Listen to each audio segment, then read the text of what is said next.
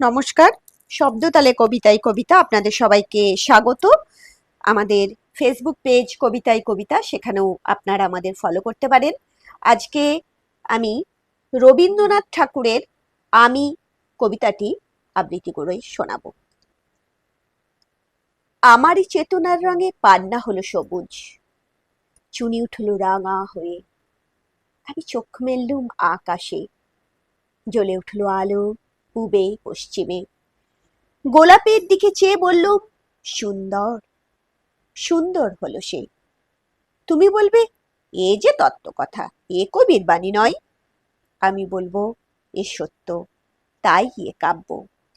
ই আমার অহংকার, অহংকার সমস্ত মানুষের হয়ে। মানুষের অহংকার পটেই বিশ্ব করবার বিশ্বশিল্প। তত্ত্বজ্ঞানী জপ করছেন নিঃশ্বাসে প্রশ্বাসে। না না না, না পান্না, না চুনি, না আলো, না গোলাপ, না আমি, না তুমি।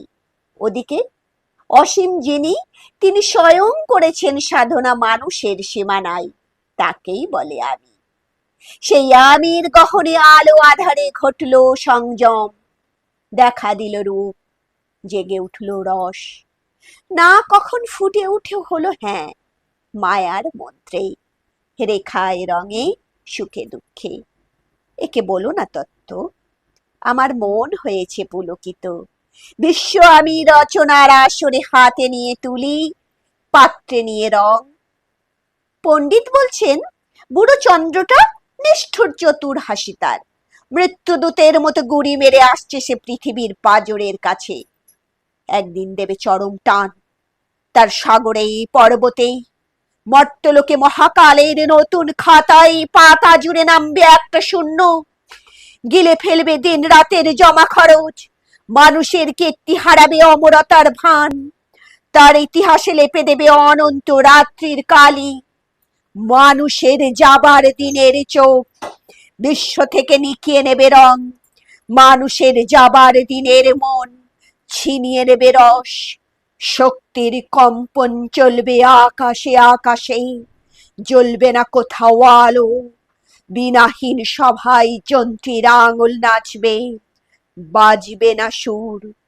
সেদিন কবিত্বহীন বিধাতা একা রবেন বসে নীলিমাহীন আকাশে, ব্যক্তিত্ব হারা অস্তিত্বের গণিত তত্ত্ব নিয়ে।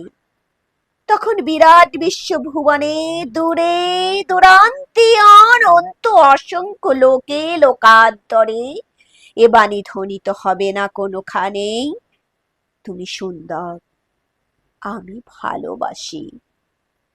বিধাতা কি আবার বসবেন সাধনা করতে? যুগ যুগান্তর ধরে প্রলয়ী সন্ধ্যায় জপ করবেন? কথা কও, কথা কও, বলবেন, বলো তুমি সুন্দর, বলবেন, বলো আমি ভালোবাসি। নমস্কার।